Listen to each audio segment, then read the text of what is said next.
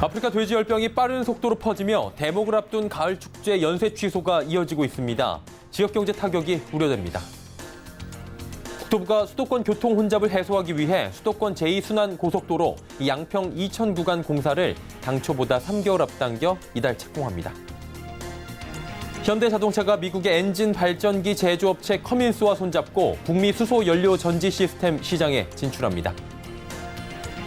삼성전자의 3분기 실적 발표가 임박한 가운데 영업이익이 7조 원을 회복할 것이라는 긍정적인 전망이 나오고 있습니다. 센 뉴스 플러스 시작합니다.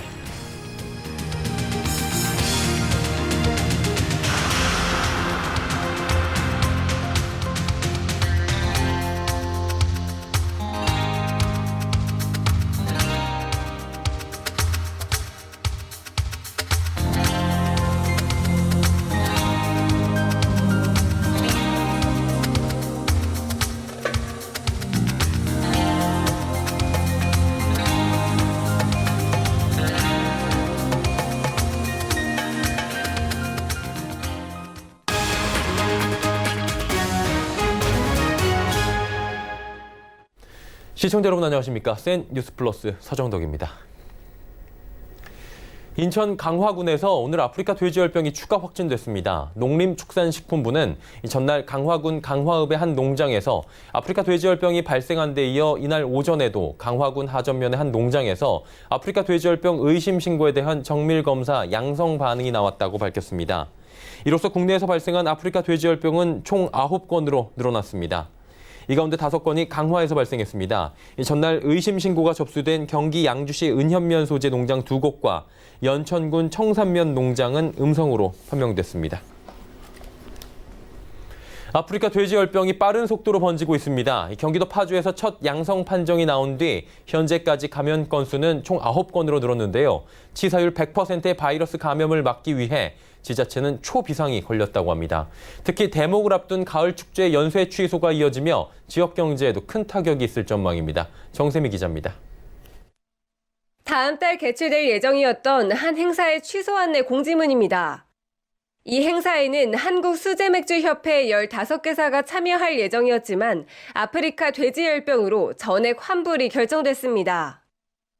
저희 돼지 열병 때문에 이제 확산 방지하기 위해서 취소되었습니다. 아무래도 식용유다 보니까 제가 좀 위험하다고 판단해서 전액 환불 처리되실 예정이고요. 이미 SNS나 저희가 홍보했던 쪽으로는 다 공지가 나가고 있어서 지난 17일 국내에서 첫 발생한 아프리카 돼지열병이 27일 인천 강화군에서 추가 확진되면서 국내 발병은 총 9건으로 늘었습니다. 이에 6개 중점관리 지역을 비롯한 전국 각지에서 열릴 가을 행사들이 줄줄이 취소됐습니다. 경기 이천시는 매년 10만 명이 방문하는 지역 최대 규모 행사 햇살의 장원 복숭아 축제를, 경기 김포시는 지역 전통 행사인 포도 직거래 장터를 취소했습니다. 특히 전국 지자체 중 가장 많은 58만 5천 마리의 돼지를 사육하는 홍성군은 10월 개최 예정인 모든 축제와 문화체육 행사를 전격 취소했습니다. 이 같은 행사의 대부분이 특산물 판매를 통해 농가 소득 증대를 도모하는 자리였던 만큼 지역 경제에 상당한 피해를 끼칠 것이라는 우려도 나옵니다. 돼지고기는 이제 우리 굉장히 필수제예요. 중국도 한 40% 정도 올랐고 한국도 최근에 한 40~50% 정도 올랐는 게 지금 경제도 어려운 상황에서 소상공인들도 아프리카 돼지 열병 때문에 더 어려워질 것으로 예측이 됩니다.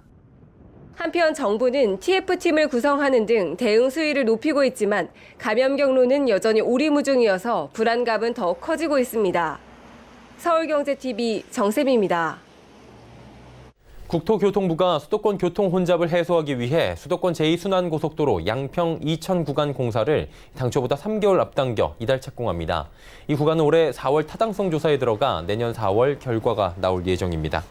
경기 양평에서 이천에 이르는 이 고속도로는 19.37km 구간에 4차로를 신설하는 공사로 총 사업비는 9,983억 원 규모입니다. 7년간의 공사를 거쳐 2026년 하반기 개통한다는 목표입니다. 양평 이천 고속도로는 현재 건설 중인 이천 오산 및 화도 양평 노선과 연계해 수도권 제2순환고속도로 남동부 구간을 형성합니다. 또 중부고속도로와 중부 내륙고속도로를 연결하는 분기점 2개, 또 나들목 2개를 설치합니다. 현대자동차가 엔진 발전기 등을 제조하는 미국 커민스와 손잡고 북미 수소 연료 전지 시스템 시장에 진출합니다. 이를 위해 현대차는 미국 캘리포니아주 실리콘밸리 소재 커민스 전동화 파워트레인 센터에서 커민스와 수소 연료 전지 분야의 전략적 협력 강화를 위한 양해각서를 체결했다고 밝혔습니다. 1919년 설립된 커민스는 디젤 천연가스 엔진, 전동화 파워트레인 등을 주력 사업으로 하는 업체로 미국 인디애나주에 본사를 두고 있습니다. 지난해 기준 미국 버스용 엔진과 미국 대형 트럭용 엔진 시장에서 점유율 1위를 차지한 바 있습니다. 이번 협력으로 현대차의 수소 연료 전지 시스템과 커민스의 전동화 파워트레인 부품 기술이 적용된 수소 연료 전지 시스템 기반 친환경 파워트레인을 공동 개발하고 북미 지역 상용차 제작업체와 데이터 센터 구축업체 등에 판매한다는 계획입니다. 현대차 관계자는 세계 최고 기술력을 갖춘 국산 수소 연료 전지 시스템을 기반으로 북미 친환경 상용차 시장을 적극 공략할 계획이라며 커민스와 추가로 협력할 수 있는 방안을 계속해서 모색할 것이라고 말했습니다. 삼성전자의 3분기 실적 발표가 임박한 가운데 영업이익이 7조 원을 회복할 것이라는 긍정적 전망이 나오고 있습니다. 반도체와 IT, 모바일 부문 실적 호조가 실적 개선을 주도할 것이란 진단입니다. 김혜영 기자입니다. 3분기 삼성전자의 영업이익이 7조 원대를 회복할 것이란 긍정적인 전망이 쏟아지고 있습니다. 상반기 실적 하락 국면에서 벗어나 하반기에는 상승 기류를 탔을 것이라는 전망입니다. 증권가에서는 삼성전자의 3분기 실적 공개를 앞두고 추정치를 앞다퉈 올려잡고 있습니다.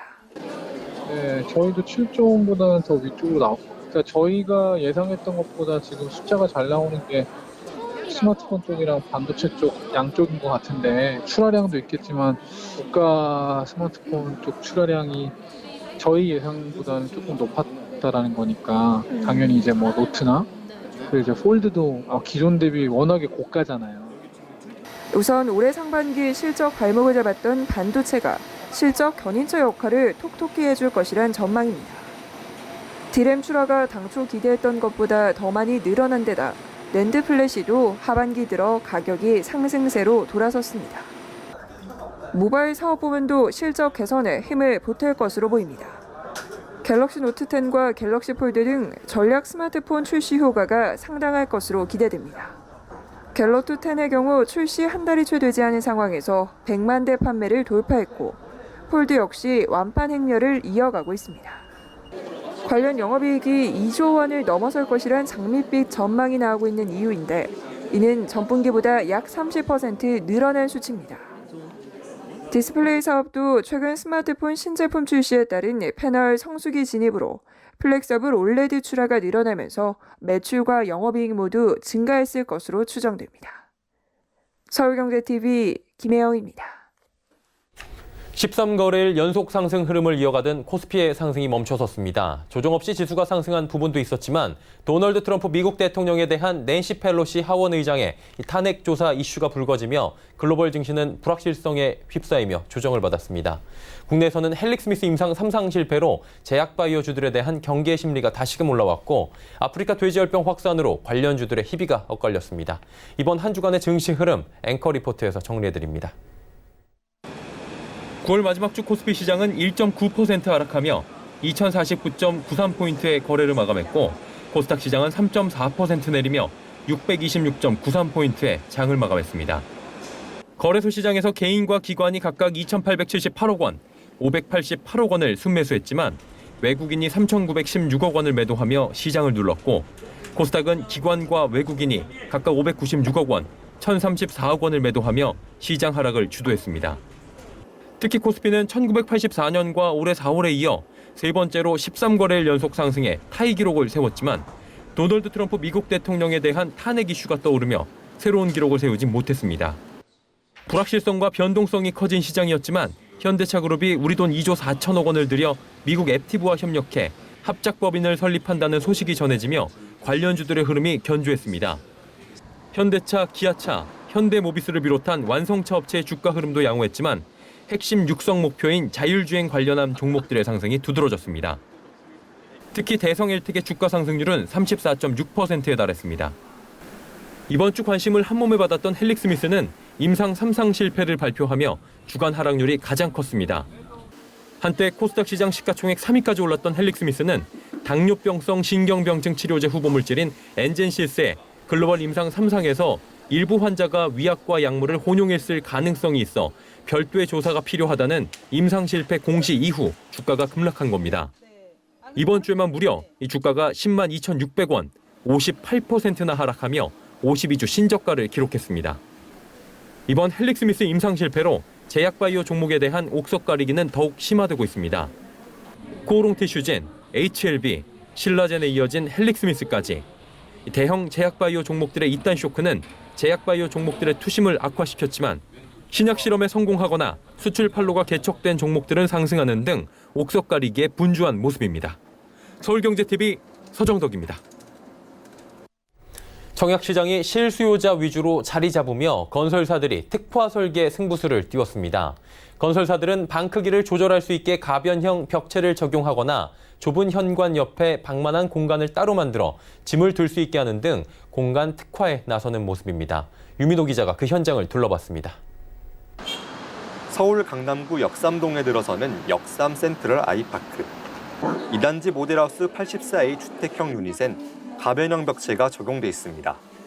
벽을 움직여 안방 드레스룸이나 주방 팬트리를 만들어 사용할 수 있습니다. 집주인 취향에 따라 공간 활용이 가능하게 특화 설계를 적용한 겁니다. 일단 평면적인 특화 기준 자체가 들어가 있다고 보시면 될 것 같아요. 외부의 그 개방형 발코니는 서울 강남구 삼성동에 들어서는 레미안 라클렛이 단지 중심엔 휴게 공간, 수공간이 어우러진 갤러리 가로가 설치됐습니다. 이곳에 놀이 운동 시설을 함께 배치해 입주민이 여가와 운동을 즐길 수 있게 한 겁니다. 충남 천안시 두정동에 분양한 호레나 천안 두정단지. 좁은 현관 한쪽 문을 열면 방만한 창고가 나와 물건을 보관할 수 있게 했습니다. 현관 창고 외에도 드레스룸, 팬트리 등 창고형 수납 공간 3곳을 적용해 공간 활용도를 높였습니다. 최근에 청약시장이 실수요자들로 재편되고 가족들이 1인 가구나 1인 가구가 늘어나면서 알파룸이라든지 주방 특화 설계들이 좀 늘어나고 있고요. 그러다 보니까 이제 특화 설계를 적용한 주택들이 인기를 끌고 있는 것 같습니다. 서울경제TV 유민호입니다. 가입자가 직접 관리하는 DC형 퇴직연금이 너무 보수적으로 운영되고 있다는 지적이 나왔습니다. 미국 등 선진국에 비해 연금의 펀드 투자 비중이 너무나 낮다는 것인데요. 강창희 트러스톤 자산운용 연금포럼 대표는 적극적인 투자와 포트폴리오 구성으로 노후 자금을 키워야 한다고 강조했습니다. 김성훈 기자가 전해드립니다. 충분한 노후 자금 마련을 위해서는 DC형 퇴직연금을 활용한 보다 적극적이고 꾸준한 투자가 필요하다는 주장이 나왔습니다. 강창희 트러스톤 자산운용 연금포럼 대표는 오늘 열린 트러스톤 자산운용 연금포럼 창립 5주년 기념 세미나를 통해 현재의 DC형 퇴직연금 구조만으로는 충분한 노후 자금을 마련하기 힘들다고 지적했습니다. DC형 퇴직연금의 경우 2030년에는 전체 퇴직연금의 60% 규모로 성장할 전망인데 정작 수익률은 낮아 가입자들의 불안이 커지고 있다는 겁니다. 실제로 지난 2018년 기준 실적 배당형 DC형 퇴직연금의 5년 수익률은 1.24%에 그쳤습니다. 강창희 대표는 DC형 퇴직연금의 구조가 너무 보수적인 것이 원인 중 하나라고 지적합니다. 현재 DC형 퇴직연금의 실적 배당형, 즉 펀드 투자 비중은 18%에 불과합니다. 일본의 경우 펀드 투자 비중이 46%, 미국은 56%에 달하는 데에 비해 현저히 낮은 수준입니다. 강 대표는 운용사와 고객 모두 이 점을 인지해 투자 비중을 높이고 적립식 투자에 나설 필요가 있다고 설명했습니다. 펀드에 적립식으로 투자를 하려면 어떻게 해야 되는가에 대한 이해가 필요합니다. 그리고 적립식으로 어느 정도 자금을 모은 뒤에는 그거를 이제 목돈이 됐을 때는 포트폴리오를 짜가지고 이거를 분산 투자하는 또 노력을 해야 되는 겁니다. 포럼의 지조연사로 나선 스키타 커우지 전 일본증권 경제연구소 특임연구원도 주식은 단기적으로는 위험이 있지만 장기 보유하면 수익률이 안정된다며 연금 가입자가 투자에 나설 수 있도록 교육할 필요가 있다고 강조했습니다.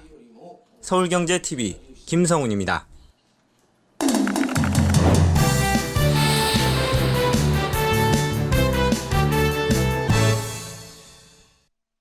금융당국은 빅데이터를 활용한 신시장 개척과 혁신금융이 우리 금융산업의 미래라고 강조합니다. 최근 취임한 은성수 금융위원장이 데이터 경제 활성화가 최우선 과제라고 천명한 것도 이 때문입니다. 하지만 각종 규제에 막혀 지지부진한 것이 현실인데요. 서울경제TV는 미래 금융을 그리다라는 특별 기획보도 시리즈를 통해 우리 금융산업이 나아갈 바를 조명하고 있습니다. 자, 오늘은 데이터 경제가 왜 중요한지 알아보고 현재 왜 첫 발조차 내딛지 못하고 있는지 짚어보도록 하겠습니다. 고현정 기자입니다. 마이데이터란 개별은행 전산망에 흩어져 잠자는 나의 금융정보를 한꺼번에 관리하고 제3자가 금융 데이터를 가공할 수 있도록 해 부가가치를 창출하는 것을 말합니다. 데이터 분석업체가 오픈뱅킹을 통해 공개된 금융 데이터를 활용해 금융상품을 추천해주고 자산 설계 컨설팅도 한다는 겁니다. 예를 들면 고객의 소비 내역 1년치를 분석해 전체 카드사 상품 중 어떤 신용카드를 썼을 때 연회비 대비 혜택이 가장 높은지 알려주고 현재 대출 금액만큼 빌릴 수 있으면서도 더 낮은 금리를 제공하는 상품을 찾아주는 방식입니다. 이 같은 마이데이터 산업의 가치는 기존 금융기관과 새로운 사업자 간의 정보 비대칭성을 해소해 금융 서비스의 무한 경쟁 시대를 예고한다는 데 있습니다. 하지만 현실은 규제에 막혀 첫걸음도 못 떼고 있는 상황. 마이데이터 산업 활성화 방안이 담긴 신용정보법 개정안 등 데이터 3법 처리가 국회에서 10개월째 표류하고 있는 것은 물론 정보 수집 자체가 사전 규제로 점철돼 금융사의 혁신 상품 탄생이 원천 봉쇄되고 있기 때문입니다. 제한적 옵트아웃 제도 또한 검토될 필요가 있다는 생각이 듭니다. 옵트아웃 제도란 기업 등 민간에서 자유롭게 빅데이터를 활용할 수 있도록 하되 문제가 발생하면 엄격한 제재를 가하는 제도로 미국 등에서 활용되고 있으며 이러한 제도로 고객분들에게 보다 나은 양질의 금융 서비스를 제공할 수 있을 것으로 생각됩니다. 심지어 당국의 규제에 막혀 데이터 경제를 활용한 기존 서비스도 철회되고 있습니다. 금융당국이 현행 신용정보법에 위배될 수 있다며 MG손보와 인슈어테크 기업 리치앤코가 맺은 보험계약 정보공유 파트너십을 파기하라고 권고했기 때문입니다. 금융사가 다양한 데이터를 일단 활용해 혁신 금융상품을 내고 고객의 동의를 받도록 해야 하는데 무조건 정보 수집 자체를 막는 것은 데이터 경제 비전에 역행한다는 지적입니다. 영국 등 유럽 시장과 호주는 마이데이터 제도 도입을 완료하고 그 기능과 범위 면에서도 우리나라를 앞서 나가고 있는 것과도 대조적입니다. 지난 2011년 모든 산업에 적용되는 마이데이터 원칙을 발표한 영국은 2015년 오픈뱅킹의 표준을 수립했는데 우리나라와 다른 점은 고객 데이터뿐 아니라 개별 금융상품의 정보까지 함께 공개하도록 의무화한 점입니다. 소비자들도 직접 동일한 혜택의 최저가 금융상품을 찾을 수 있고 나아가 자신과 비슷한 재무 상황의 사람들이 어떤 금융상품을 선호하는지도 파악할 수 있는 환경을 조성한다는 겁니다. 호주의 경우에는 결제계좌와 신용카드뿐 아니라 개인대출, 사업대출, 모기지 상품까지 개방하도록 해 오픈뱅킹 대상이 되는 상품 범위가 우리나라나 영국에 비해 훨씬 넓습니다. 호주 사례를 보면은 이제 적용 상품의 범위가 이제 상당히 넓은 편이고 우리나라의 경우에 이제 퇴직연금 같은 경우 가입자들의 관심이 부족하다는 비판이 있었고 신탁 또한 이제 판매 과정에서 여러 가지 문제들을 보인 바 있는데 마이데이터 개념이 도입될 경우에는 이러한 문제들을 해소하는데 실마리가 되지 않을까라는. 데이터 경제 활성화를 외치는 목소리는 크지만 실제 금융혁신은 규제에 막혀 무기한 지연되고 있다는 비판이 나오고 있습니다. 서울경제TV 고현정입니다.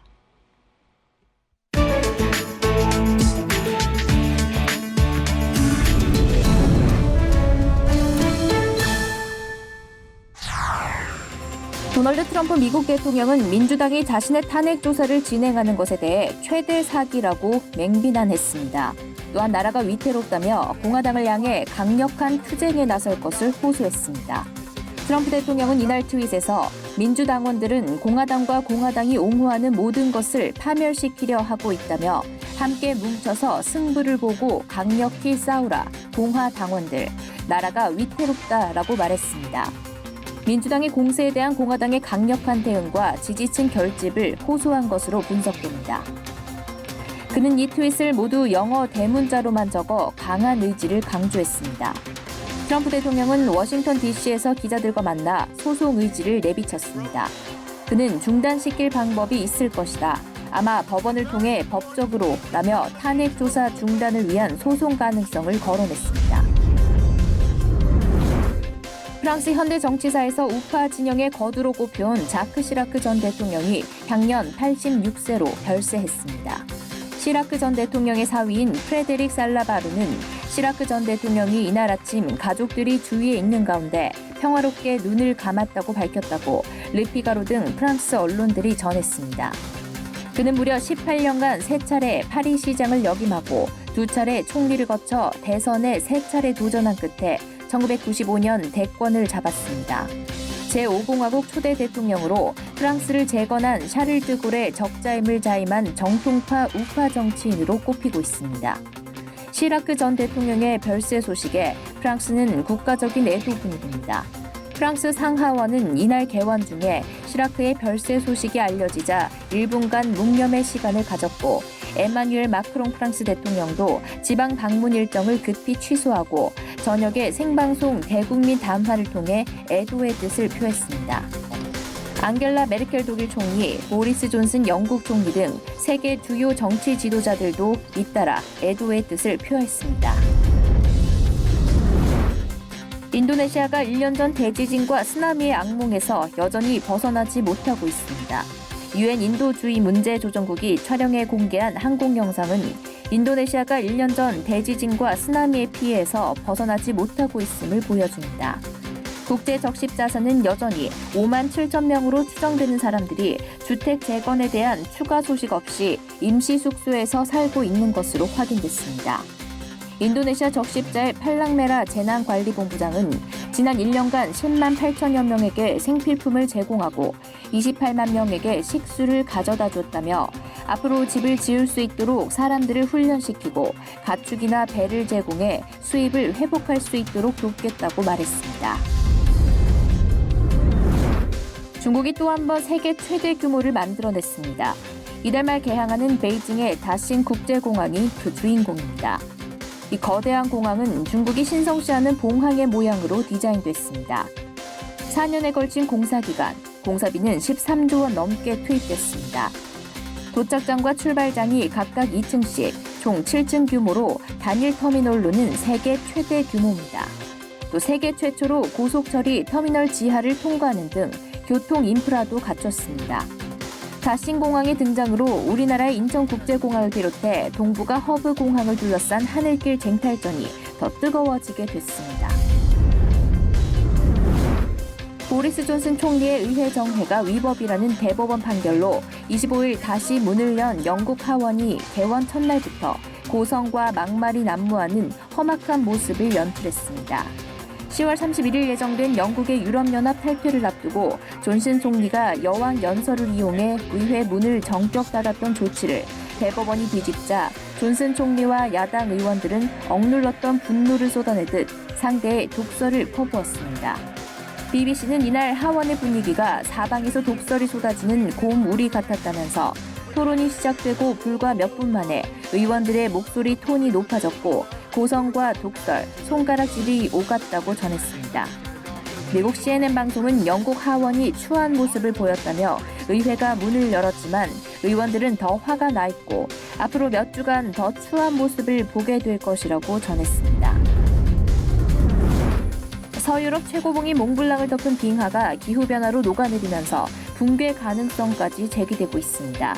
최근 공개된 항공 영상에는 몽블랑의 빙하 부분이 나와 있는데 전문가들은 이 거대한 얼음들이 산 아래로 떨어질 위험이 있다고 분석했습니다. 이 빙하에는 최대 25만 세제곱미터의 얼음이 포함되어 있는 것으로 추정됩니다.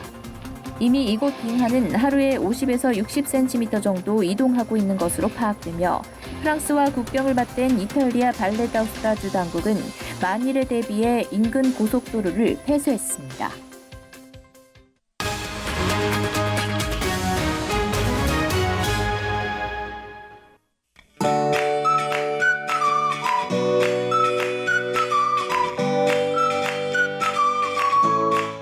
안녕하세요. K웨더 라이프스타일 예보 김단비입니다.